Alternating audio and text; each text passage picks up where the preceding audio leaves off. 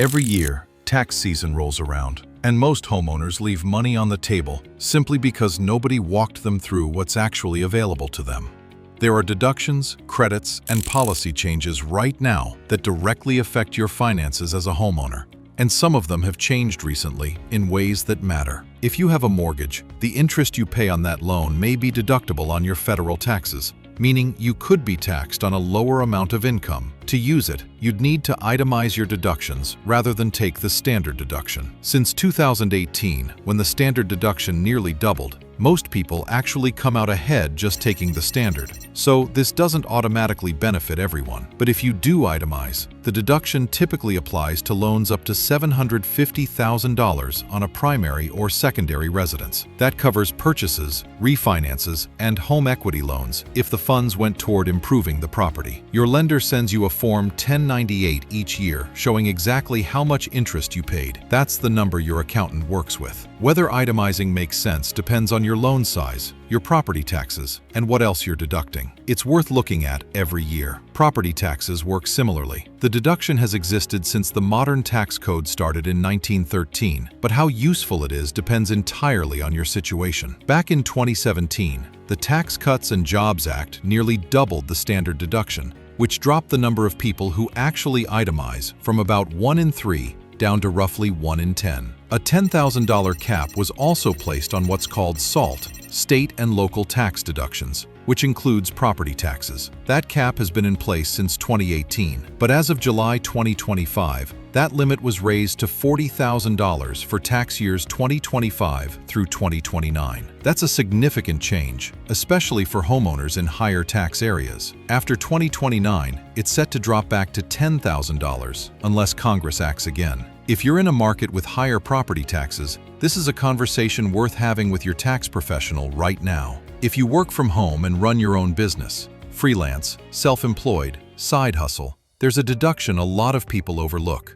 The home office deduction allows you to deduct some of your home expenses if you use part of your home regularly and exclusively for business. It doesn't matter whether you own or rent. The key word is exclusively. It has to be a dedicated workspace, not a shared room. There are 2 ways to calculate it: a simplified method based on square footage or an actual expenses method where you track real costs. One's easier. One might get you more. For homeowners specifically, the method you choose could have implications when you eventually sell, something worth discussing with your accountant before you go down that road. Now let's talk about energy efficiency, because there are 2 federal credits that most homeowners don't know exist. The first is the Energy Efficiency Home Improvement Credit, up to $3,200 for certain upgrades made after January 1st, 2023. That includes new windows, a biomass stove, and even just getting a home energy audit done. An audit alone could get you up to $150 back, and it can show you exactly where your home is losing money on utilities. The second is the Residential Clean Energy Credit, which covers bigger ticket items like solar water heaters, geothermal heat pumps, and battery storage systems. The Department of Energy estimates geothermal systems can see a return on investment in 5 to 10 years, depending on available incentives. From a real estate standpoint, energy-efficient homes are increasingly attractive to buyers. Lower utility costs and updated systems are things people are paying attention to when they shop. Now here's the one that doesn't get nearly enough attention, and it affects a lot of long-term homeowners who have done everything right and don't realize what's coming. When Congress set up the capital gains exclusion back in 1997, the average home in America cost around $145,000. The exclusion was set at $250,000 for single filers and $500,000 for married couples, and at the time, that covered almost everybody. You sold your house,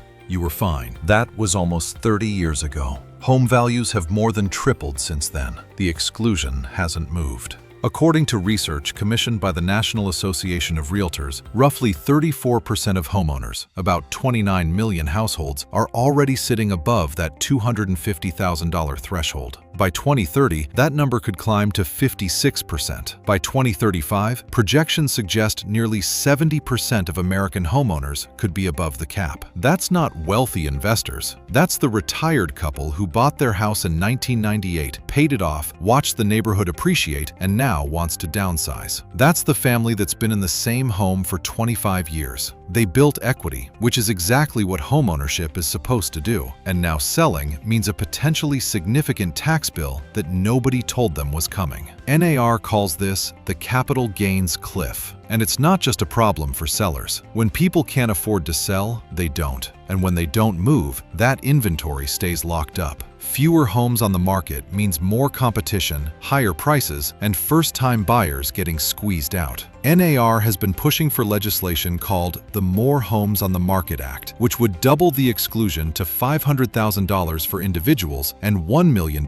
for married couples and index it to inflation going forward. As recently as March 2026, members of Congress sent a letter to the Treasury Secretary urging action on this. The conversation is very much alive. For real estate professionals and small business owners, there's another piece of this worth knowing: the Qualified Business Income Deduction. Most people call it the QBI deduction, was created as part of the 2017 Tax Cuts and Jobs Act. It allows eligible pass-through businesses to potentially deduct up to 20% of their qualified business income. Most independent agents and small brokerages are structured this way. It was a significant benefit when it passed, and it was set to expire at the end of 2025. When the One Big Beautiful Bill was signed into law on July 4, 2025, that deduction was made permanent. A temporary deduction creates uncertainty. It makes planning harder, investment harder, long-term decisions harder. Permanence changes that. That same legislation also addressed two other things worth mentioning. The SALT cap was raised from $10,000 to $40,000 through 2029,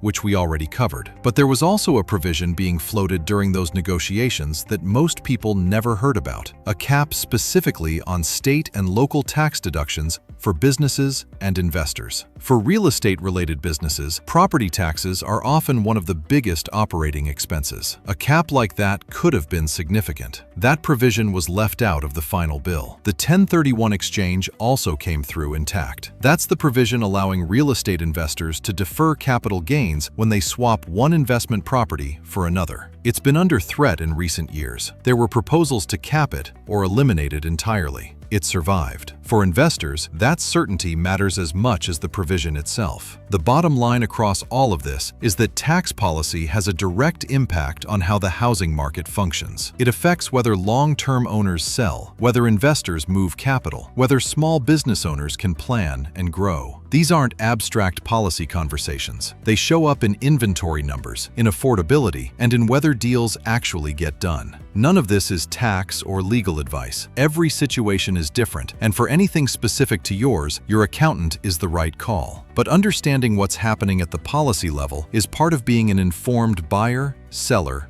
or homeowner, and that's what this is here for.